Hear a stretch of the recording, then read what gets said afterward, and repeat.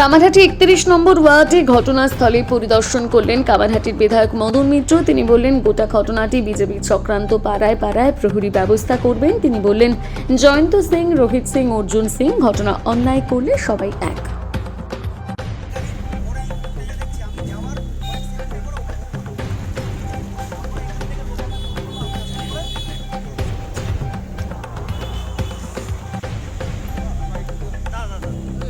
বেশ কয়েকজন যুবক এবং একজন যুবতী মদ খাচ্ছিল। একজন শিক্ষক প্রতিবাদ করা, তাকে বেধড়ক মারধর করা হয়েছে। ঘটনায় একজন গ্রেপ্তার হয়েছে। কি বলবেন যে প্রশাসনের নজরদারির অভাব ছিল? পুলিশ টহল দিলে কি এটা আটকানো যেত? সবার আগে আমি ধন্যবাদ জানাবো এই যে আমাদের সামনে ল্যাম্প পোস্টে সিসিটিভি লাগানো আছে। এই সিসিটিভির জন্যই কিন্তু এতটা পরিষ্কার, দিনের আলোর থেকেও পরিষ্কার সমস্ত ঘটনাটা মানুষ দেখতে পেয়েছে। তাই আমি যারা লাগিয়েছেন এটা, আমি তাদের ধন্যবাদ জানাচ্ছি। ব্যাপারটা হচ্ছে যে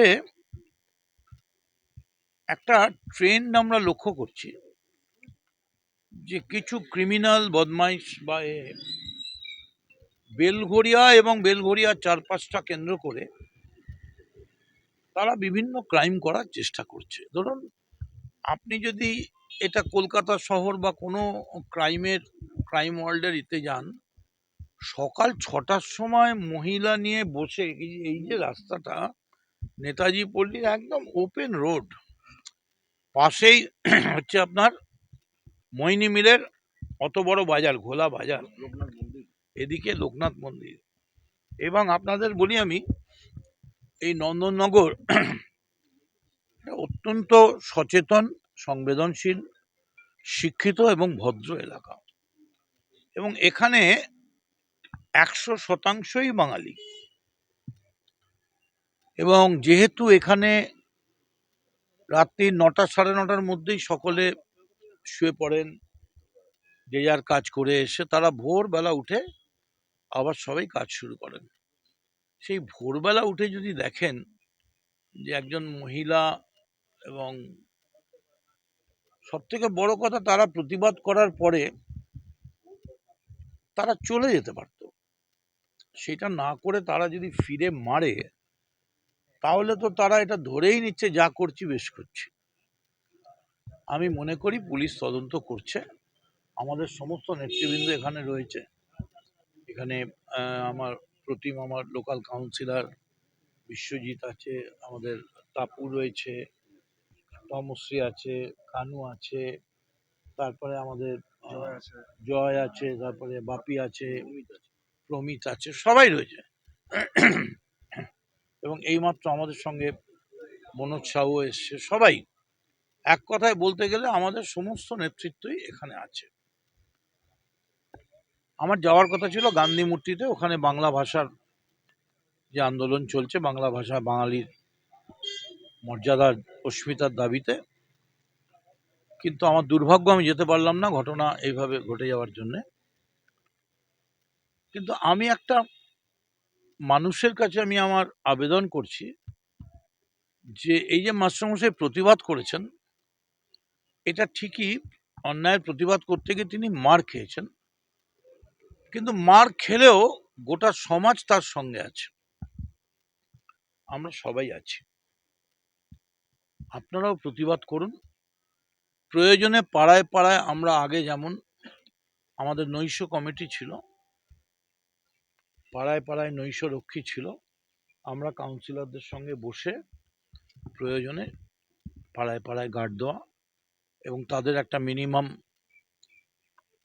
ন্যূনতম টাকা দিয়ে আমাদের সকলের পক্ষ থেকে সহযোগিতা করে, কিন্তু এই জিনিস বরদাস্ত করা যায় না। এবং আপনি পড়া নন্দননগর, এখানে প্রত্যেকটা বাড়িতে কিন্তু লেখাপড়ার চাষ আছে। গরিব, অত্যন্ত মধ্যবিত্ত, পিছিয়ে পড়া, কিন্তু তারা লেখাপড়া করে। এই যে দৃষ্টান্ত আজকে স্থাপন হলো, আমি সাগর দত্ত খবর নিয়েছি, উনি ওখানে ভর্তি আছেন, আমি ওনার বাড়িতেও যাব, ওনার পরিবারকেও আমরা বলে আসবো যে নিশ্চিন্তে থাকুন, আমাদের ফোন নাম্বার রাখুন। এবং আমি শুনেছি পুলিশ ইতিমধ্যেই একজনকে একজনকে গ্রেপ্তার করেছে।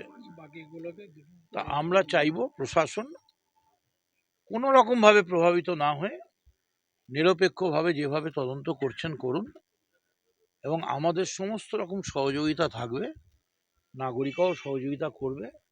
কোনো নাগরিক যদি বিপন্ন মনে করেন তারা আমাদের যে কোনো কাউন্সিলর বা আমাদের সঙ্গে যোগাযোগ করতে পারেন, আমরা আছি। এবং ঘটনার নিন্দা নয়, এই ঘটনা ঘটলো কি করে এটা আমরা, এবং আমি নিশ্চিতভাবে বলতে পারি শুধু বেলঘরিয়ার ভেতর থেকে এটা হচ্ছে না, এই চারিপাশ থেকে বিভিন্ন জায়গা থেকে তারা বেলঘরিয়াকে একটা মুক্তাঞ্চল হিসেবে ব্যবহার করছে, এবং তারা বিভিন্নভাবে স্থানীয় মানুষ বলছে এই অঞ্চলে মাঝে মধ্যে এই ধরনের নেশার মদ্যপান করা হয়। কি বলবেন? আপনি নৈশ প্রহরীর কথা বলছেন, কিন্তু নিরাপত্তা প্রহর যারা পুলিশের কোনো মানে ইন্টেলিজেন্স না, থাকবে না? এটা একেবারেই নয়। প্রত্যেকটা পাড়ায় তো আর পুলিশ দেওয়া সম্ভব নয়, পেট্রোলিং কার সেটার ব্যাপারে নিশ্চয়ই আমরা কথা বলবো পুলিশকে, যে আপনারা সন্ধেবেলায় এবং মাঝরাতে একটু পেট্রোলিং করুন। কিন্তু প্রত্যেকটা ল্যাম্পপোস্টে সিসিটিভি দেওয়া সম্ভব, পুলিশ তো দেওয়া সম্ভব নয়। কোত্থেকে অত পুলিশ পাবো? আমরা পুলিশের ওপর সম্পূর্ণ আস্থা রেখেই বলছি যে পুলিশকে সহযোগিতা করার জন্যেই আমরা নৈশরক্ষী, নৈশ প্রহরী এখানে রাখার কথা ভাবতে বাধ্য হচ্ছি। এবং এখানকার মানুষের কাছে আমার আবেদন,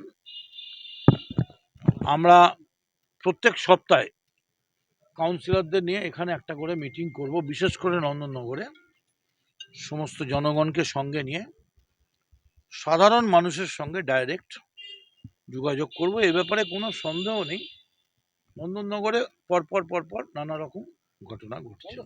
প্রতিবাদ করলেই বেলঘরিয়ায় আক্রান্ত হচ্ছে প্রতিবাদীরা। রোহিত সিং, তারপরে এই নন্দননগরের ঘটনা, প্রতিবাদীদের বারবার আক্রান্ত হচ্ছে কেন? সেই টার্গেট না মদন মিত্র টার্গেট? না, কারা করছে? সারাউন্ডিং এলাকা পুরোটাই তৃণমূল। দেখুন একটা কথা বলি, আমি একজন শান্তশিষ্ট পত্নীনিষ্ঠ ভদ্রলোক, আমাকে টার্গেট করে কি লাভ?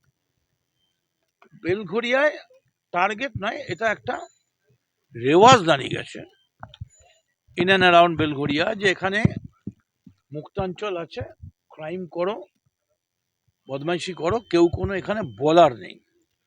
এই যে এখানে সবাই ভাবছেন এখানে কোনো অভিভাবক নেই, সেইটা প্রয়োজনে আমরা বুঝিয়ে দেবো যে অভিভাবক আছে, সামাজিকভাবে আছে, রাজনৈতিকভাবে আছে, এবং প্রশাসনিকভাবেও পুলিশ রয়েছে। এই জিনিস আমরা বরদাস্ত করব না। পুলিশের ওপর পূর্ণ আস্থা রেখে বলছি যে আমার নৈশ প্রহরী বা আমরা রাত্রির বেলা যদি এখানে একটা অফিস খুলে রাখি, সেখানে যদি 4 জন করেও ছেলে বসে থাকেন পালা করে, পুলিশ এলে সেখান থেকেই খবর পেয়ে যাবেন। পুলিশের ওপর পূর্ণ আস্থা রয়েছে, এবং সমস্ত জায়গায় তো পুলিশ দেওয়া সম্ভব না। আমি আগেও বলেছি আমরা পুলিশকে সহযোগিতা করা যায়, অন্তত আর কিছু না পারি পুলিশকে তো আমরা ইনফরমেশনটুকু দিতে পারবো যে এইরকম এখানে বাইরের ছেলেরা এসে বসে আছে, কেউ হাতে আর্মস নিয়ে বসে আছে, মদ কে খাবে না খাবে, কে কার বাড়িতে খাবে, আমাদের কোনো বক্তব্য নেই। কিন্তু প্রকাশ্য দিবালোকে সমাজে রাস্তার ওপর, আজকে ভাদ্রকালীর ভাসান, সেই দিন মায়েরা সবাই সিঁদুর খেলে পুজো দিয়ে ফিরছেন, সেই দিন মায়েরা এটা দেখবেন, এই জিনিসটা আমরা বরদাস্ত করবো না। দেখা যাচ্ছে যে 4 জন যুবক এবং যুবতী একজন শিক্ষক মারছে এবং আশপাশে কিন্তু আরো লোকজন দাঁড়িয়ে ছিল, তারাও কিন্তু কোনো প্রতিবাদ করেনি, মানে তারাও কিন্তু বাঁচাতে আসেনি। এটা কি বিভাগ হচ্ছে না? এটা আমি মানতে পারবো না। যদি আপনি বলেন তারা কেউ বাঁচাতে আসেননি, তাহলে শিক্ষক আক্রান্ত হলেন কি করে? তাহলে শিক্ষক একজন তো গিয়েছিলেন।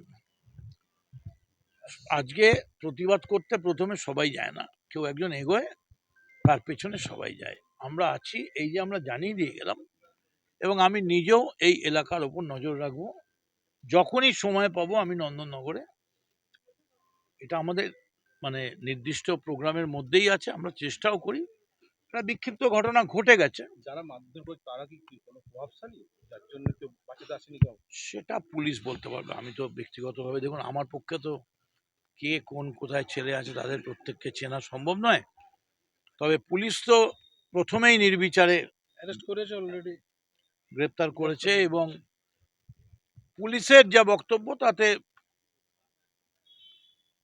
উইদিন 24 আওয়ার্স আরো গ্রেপ্তার হয়ে যাবে। আপনি বলছেন বেলঘরিয়া মুক্তাঞ্চল হয়ে উঠেছে, এই মুক্তাঞ্চল হয়েছে কিসের জন্য? পুলিশের একেবারে নিষ্ক্রিয়তার জন্য।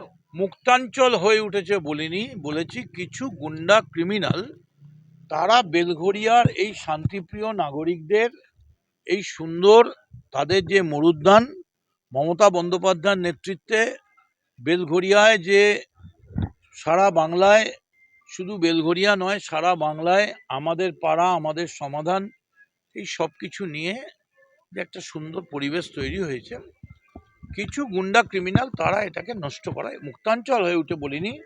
কিছু কিছু লোক বেলঘরিয়াকে মেলাইন করার চেষ্টা করছে, আমরা সেটা নজর করছি। কেন করছে? এর মধ্যে অবশ্যই বিজেপির একটা চক্রান্ত রয়েছে। প্রহরী যে ব্যবস্থা